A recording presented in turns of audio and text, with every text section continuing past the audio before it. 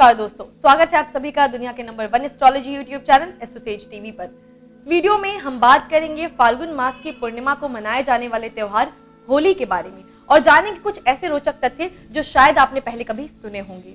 लेकिन इससे पहले हम स्वागत करना चाहेंगे अपने वैदिक एस्ट्रोलॉजर डीएसके का। डीएसके जी, स्वागत है आपका एस्ट्रोसेज टीवी पर। धन्यवाद नेहा जी। नमस्कार दोस्तों, मैं आप सबका स्वागत और अभिनंदन करता हूं। डीएसके, सबसे पहले तो आप ये बताइए हमारे दर्शकों को कि होली हम क्यों मनाते हैं।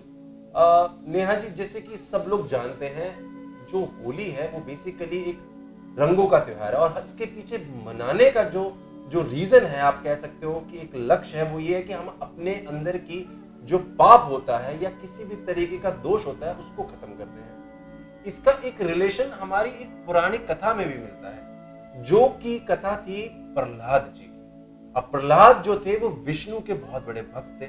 जैसा कि सब दर्शक जानते होंगे कि प्रहलाद के जो पिताजी थे वो थे हिरण्याकश्यप, जो कि डेमन किंग थे, यानी कि राक्षसों के राजा थे। और वो कभी नहीं चाहते थे कि प्रहलाद विष्णु की आराधना करें, जबकि वो चाहते थे कि मेरी आराधना जग जाई हो। मतलब वो तीनों लोगों में खुद को एक भगवान मानना चाहते थे। जिस वजह से उन्होंने अपनी बहन, जिसका नाम था होलिका, जिसपे ये पूरा होली का पर्व मनाया जाता है, उनको कहा कि आप प्रहलाद को लेके अग्नि में प्रवेश करें और मेरे इस पुत्र को, जो कि विष्णु को मानता है, इसका दहन कर दें, मतलब इसका विनाश कर दें, क्योंकि ये बहुत सात्विक है। तो होलिका जो थी, मैं दोस्तों को बताना चाहता हूं, जो होलिका थी उसके पास एक जादुई चादर थी, जिसको वो ओढ़ने से उसको कोई भी विपत्ति, कोई भी आप कह सकते हो अग्नि का इंपैक्ट, किसी भी तरीके का कुछ भी दोष नहीं मिलता, मतलब कोई प्रभाव ही नहीं जाता।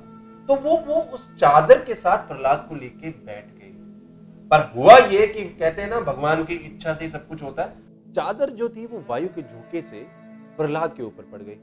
अब वो हुआ ये कि होलिका उसमें जल गई और प्रहलाद बच गए। अब इसका निष्कर्ष क्या निकलता है? इसका निष्कर्ष ये निकलता है कि हमारे अंदर जितनी भी कुरीतियां हैं, हमारे अंदर दोष हैं, हमारे अंदर ऐसी गलत भावनाएं हैं जिससे हम लोगों का विनाश या लोगों को परेशान करते हैं, हमें उसका दहन करना है। दहन का मतलब ही होता है विनाश करना गलत चीजों का।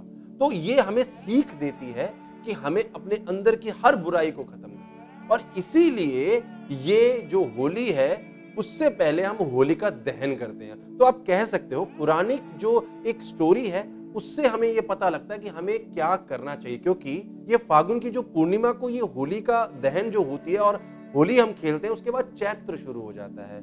और जो चैत्र होता है उसकी प्रतिपदा को अगर हम अपने हिंदू शास्त्र पढ़ें, हमारे वेद पुराण पढ़ें, तो विष्णु पुराण में आपको एक संवाद मिलेगा जिसमें कहा गया है कि मनु, जो कि पहले ऐसे एक व्यक्ति थे, ब्रह्मा जी के पुत्र थे, जो कि मानस पुत्रों से अलग थे, जिनसे पूरे संसार की उत्पत्ति हुई है। तो कह सकते हैं हम चैत्र मास हमारे भारतवर्ष में एक न्यू ईयर होता है। तो आप ये खुशी, कहते हैं ना, कुछ काम शुरू करने से पहले आप खुश होते हो, तो ये वो खुशी है, इसलिए हम ये मनाते हैं। तो जिन लोगों को अभी तक ये चीज नहीं पता थी कि होली मनाते क्यों हैं, उनके लिए आज हमारे एस्ट्रोलॉजर डीएसके ने बताया कि होली के पीछे मनाने का कारण क्या है।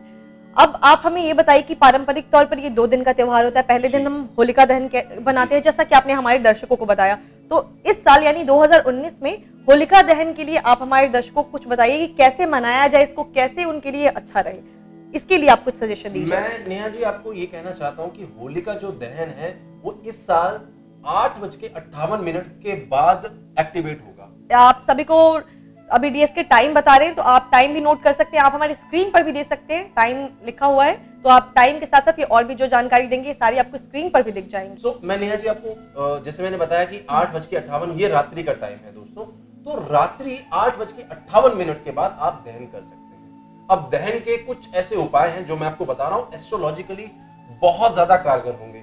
सबसे पहले आपको होली से एक दिन पहले, मतलब उससे एक रात्रि पहले, वो देसी घी में 2 लौंग, सिर्फ 2 लौंग लेनी है, 3-4 कुछ कॉन्सेप्ट नहीं रहेगा इसमें, सिर्फ 2 लौंग, 1 पान का पत्ता और 1 बताशा आपको देसी घी में डुबो के रखना है। उसके बाद जब आप होलिका दहन करेंगे, यानी कि 20 की रात्रि को 8:58 के बाद जब दहन करेंगे, तब आप इसको अर्पित करेंगे। ये सबसे पहली चीज होगी जो आपके अंदर के दोष को हटाएगी। साथ ही साथ एक ज्योतिष में अगर देखें तो गोमती चक्र का बहुत ज्यादा उपयोग होता है।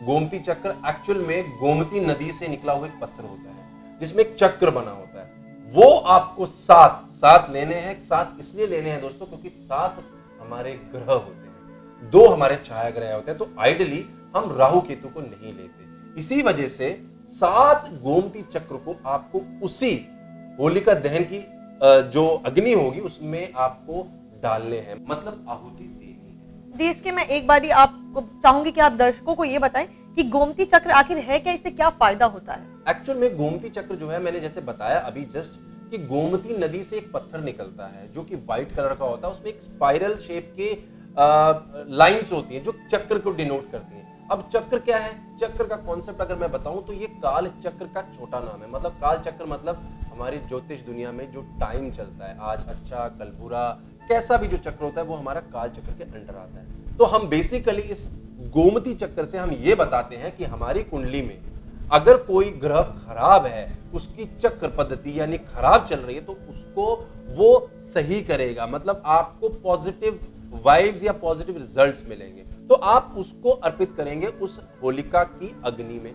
साथ ही साथ मैं एक अचूक आपको एक रेमेडी देना चाहता हूं। अगर आप बिजनेस में हैं या आप जॉब में हैं, आपको 21 गोमती चक्कर लेने हैं इस 7 से अलग, और इसकी भी आहुति देनी है। और साथ में आपको ये प्रार्थना करनी है जिस भी भगवान को आप मानते हैं। ऐसा कोई विशेष नहीं है कि आपको विष्णु जी की ही करनी है, क्योंकि इस दिन विष्णु जी के नरसिम्हा अवतार की पूजा ज्यादातर की जाती है। बट ऐसा नहीं है, आप विष्णु जी की कर सकते हैं, लक्ष्मी जी, किसी भी भगवान की करें। आप इनकी आहुति दें, इनको आप उसमें डालें। साथ ही साथ जो इसमें से राख निकलेगी, जो आप होलिका दहन कर चुके होंगे, उसकी जो राख होगी उसको नेक्स्ट डे मतलब अगले दिन जिस दिन आप रंग खेलेंगे, सबसे पहले शिवलिंग के पास जाएं। मतलब कोई पास में मंदिर है या आपके घर में है तो आप योनि द्वार के सामने ना रहे। पहली बात, शिवलिंग का सबसे बड़ा कॉन्सेप्ट यही होता है, आप योनि शक्ति के सामने कभी खड़े नहीं होंगे और कभी उसकी पूजा नहीं करेंगे।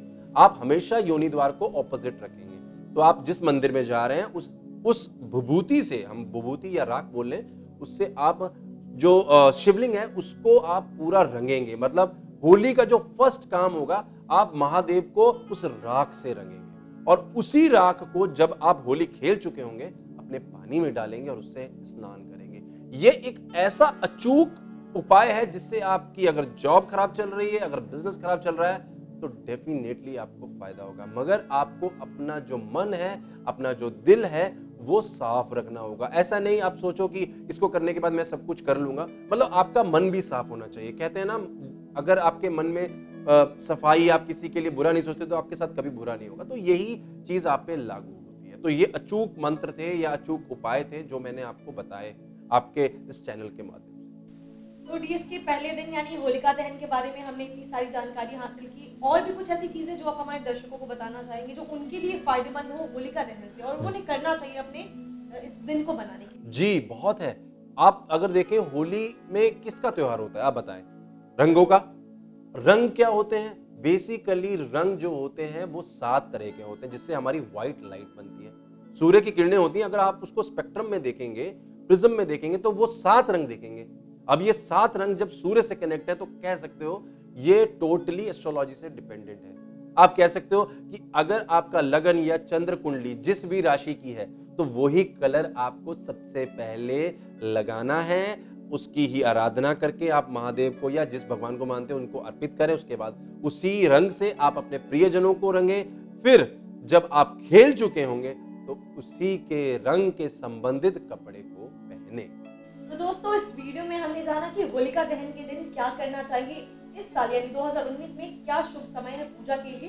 अपने अगले भाग में हम आपके लिए लेकर आएंगे कि किस राशि को कौन से रंग इस बारी लगाना चाहिए, और हमारे साथ डीएसके जुड़े रहेंगे अगले भाग में भी। अगर आपको यह वीडियो पसंद आया तो इसे लाइक करें, हमारे चैनल को सब्सक्राइब करें, और साथ ही अगर आपको कोई सवाल है तो आप नीचे हमें कमेंट बॉक्स में जरूर दें। हमारे एस्ट्रोलॉजर, हमारे वैदिक एस्ट्रोलॉजर डीएसके आपके सवाल का, आपकी हर समस्या का समाधान आपको देंगे। एस्ट्रो से जुड़े रहने के लिए आप सभी का बहुत बहुत धन्यवाद। नमस्कार।